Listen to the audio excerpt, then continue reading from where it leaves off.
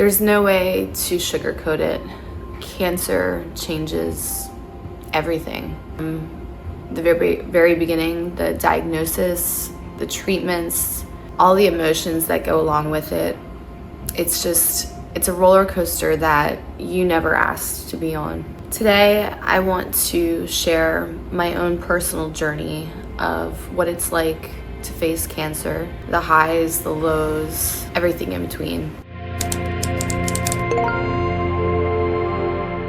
It's taken me a while to even record this because it still makes me very emotional just thinking about everything that I recently went through and am still going through. If you're going through your own cancer journey or know someone that is, just know that you're not alone in your experience.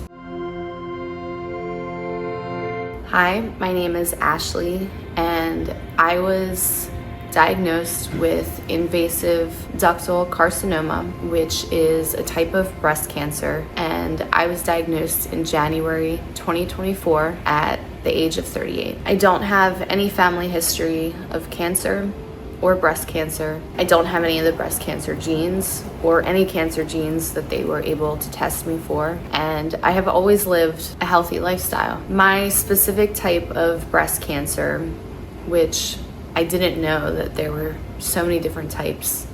Mine was estrogen positive as well as progesterone positive and HER2 negative. What that really means is my hormones were trying to kill me. The good news is because it was progesterone and estrogen positive, that is a type of cancer that is typically easier to treat compared to triple negative breast cancer, which is the hardest type of breast cancer to effectively treat. Originally, after my biopsy and MRI, I was diagnosed at being at stage 2 breast cancer. So it was recommended that I had options to get a mastectomy or a lumpectomy, and it was unknown if I would need chemo at the time. My doctor recommended a mastectomy, so I opted to go and have a nipple-sparing mastectomy as the next course of my treatment. So I had my double mastectomy in April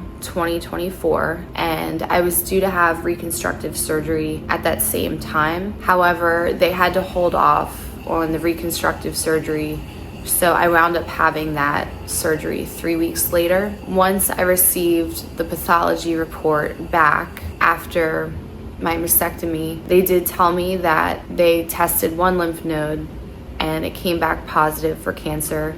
So therefore they had to remove all of the lymph nodes on my left side during my mastectomy, and half of them out of 17 did come back positive, that they did show cancer. So because of this, I was told that I would need chemotherapy. 3 weeks later, I had my reconstructive surgery. They placed silicone implants under the muscle, and they also needed to place my chemo port in my chest, and this would be where I would receive my chemotherapy medicine for the next few months. So I had this reconstructive surgery and the port placed in May, and then approximately 2.5 weeks later, I was scheduled to start chemotherapy. Because there were so many lymph nodes that were positive for cancer, my oncologist also recommended that I get a CAT scan or a CT scan because I was now considered stage 3 cancer with how many nodes were positive, and they needed to make sure that it had not metastasized any further, which would have put me at stage 4. This was probably the scariest time throughout the whole diagnosis and treatment phase so far, because I was absolutely terrified of chemo. I hate needles, and finding out that I would need chemo was really hard. And then thinking about and waiting for the results of that CAT scan, knowing that that could put me at stage 4, was really tough. I finally felt like I had some good news, that the CAT scan showed that my cancer had not metastasized past my lymph nodes. So that was that was amazing because stage 4 cancer just, it seemed like a death sentence. And I went from thinking during this time that I'm gonna beat this to, oh my gosh, there might be a chance that this isn't something that I can survive. So it was like a weight, not a weight, I was still dealing with a lot, but it was great news to hear the results of that CAT scan. I started chemo on May 22nd, 2024. I underwent 16 rounds of chemo total. It was 4 rounds of a chemotherapy, which is commonly referred to as the Red Devil. I had 4 rounds of this every 2 weeks. This is some of the harshest chemotherapy that you can have, which I managed to get through. And following this, I had 12 rounds of Taxol, which I had weekly. So overall, I had about 5.5 months of chemo in total. My last chemotherapy session was September 30th, 2024. I was so happy to finish. Towards the end, I was immunotherapy compromised, and as chemo goes on, you start to really feel the effects. I will say, I lost my hair after the very second round of chemo, but by the very end of all of my treatment, my hair was gone, my eyelashes were gone. I really felt like I did look like a sick person by the time I was done, which was really hard because you really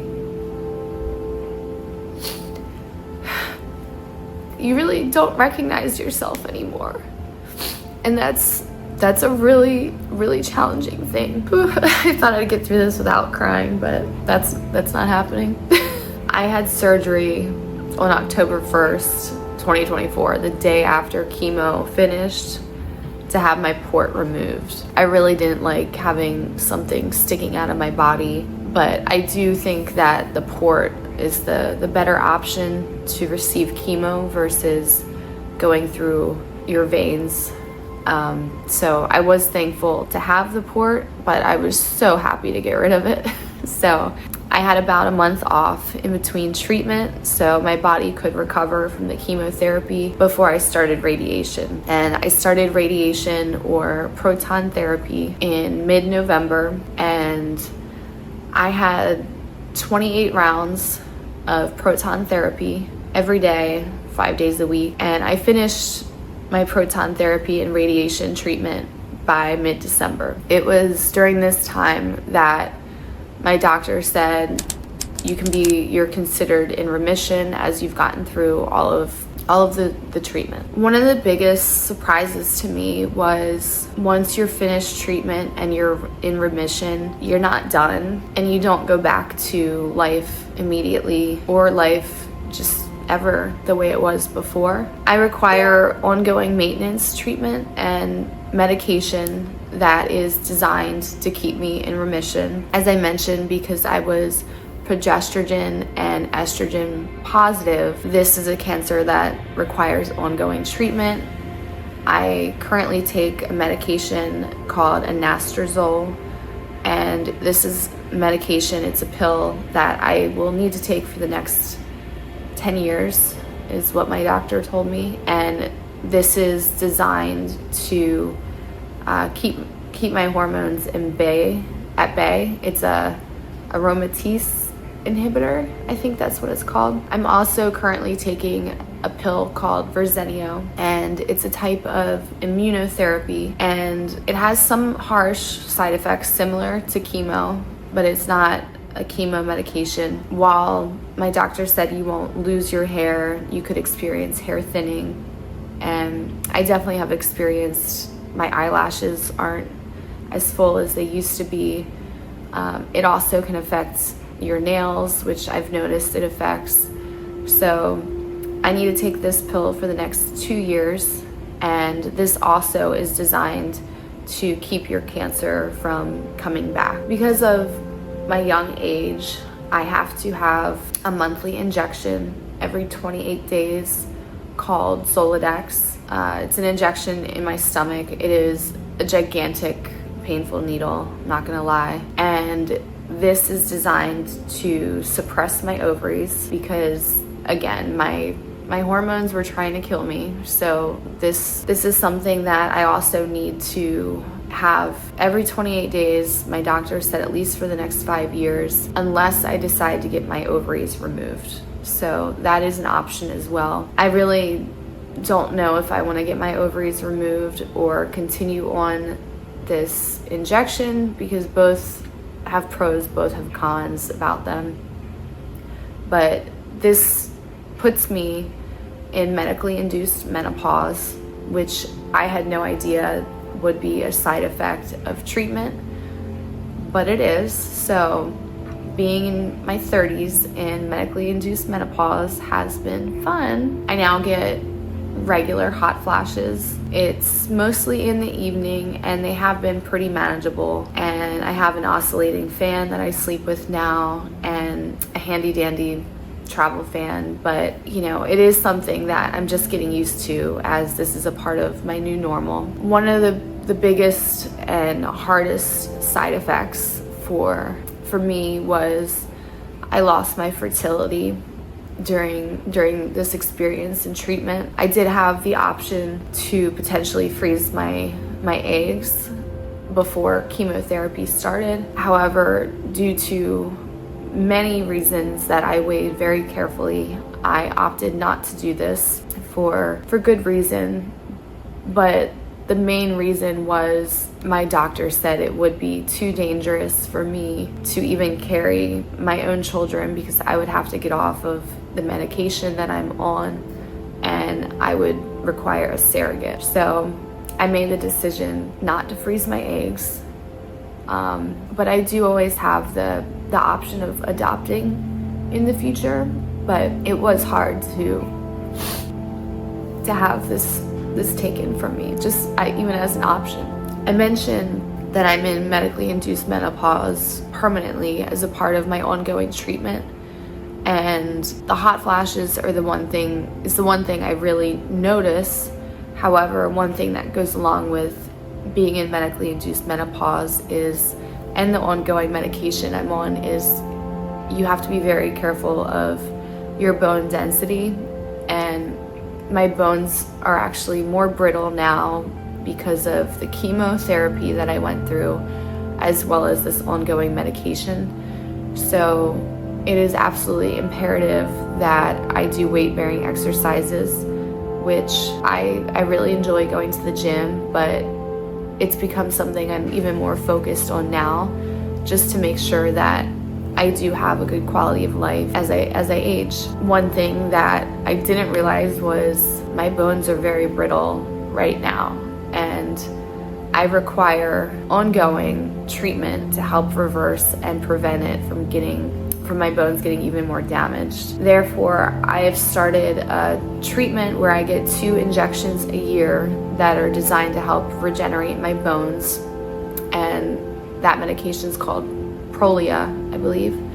And then in year 2, I will be getting an infusion twice a year that is also designed to strengthen my bones. I suffered a really bad broken ankle. I broke my fibula as well as my tibia in April, and I was literally just leaving my condo and I missed a step and I fell really hard, and it was a surgery, or it was a bad enough break that it required surgery to repair. So that little setback really reminded me of the fact that my body is not the same as it was pre-cancer, and it's something I need to be very aware of. One thing that is still very surprising to me is my energy level is not the same as it was pre-treatment, and it's been over 6 months, but I think even the ongoing medication and some of the sleep disruption that I'm experiencing with menopause is affecting my energy overall. So I really need to adjust my schedule to fit with my post-cancer life, because I do require more downtime and more rest than I did previously. I will have another reconstructive surgery this coming November. I am not sure of all of the details yet, because I'm scheduled to meet with my surgeon to discuss more this coming August. And I also need to decide if I want to have my ovaries removed during this surgery, which I'm still up in the air about. But I'm really happy that I got through last year with all of the treatment, and I've realized that this is an ongoing battle because I'm still going through treatment, and it's more of a lifestyle change now, and something that I think will continue to improve over time, but I'm definitely still adjusting to my new normal. On a positive note, I do realize that cancer, while it took many things from me, it also taught me. It taught me that I'm stronger than I thought I was, and there are many blessings that also came out of my experience, and just seeing how my friends, my family, my coworkers all rallied behind me during this experience was just so mind-blowing. It was so sweet. I'm not the same person I was before my cancer, and I know I never will be that same person again. I am stronger and I am more present now than ever. As I'm on my healing journey and continuing to be, I'm using this as an outlet to share my story, and my hope is that it helps other people if you're going through a similar journey, or if you know someone who is as well. I recognize how much personal growth I went through this cancer journey and experience, and I believe in always growing in all things in life and constant learning. So I look forward to improving physically, mentally, spiritually, in all things in life, and learning lessons along the way. So if this resonated with you, or you're on your own journey, please feel free to follow me on mine. I see you, I feel you. Just know that you're not alone. I'm sending all of the love, all of the strength, and all of the hope. And I hope to see you all in the next video.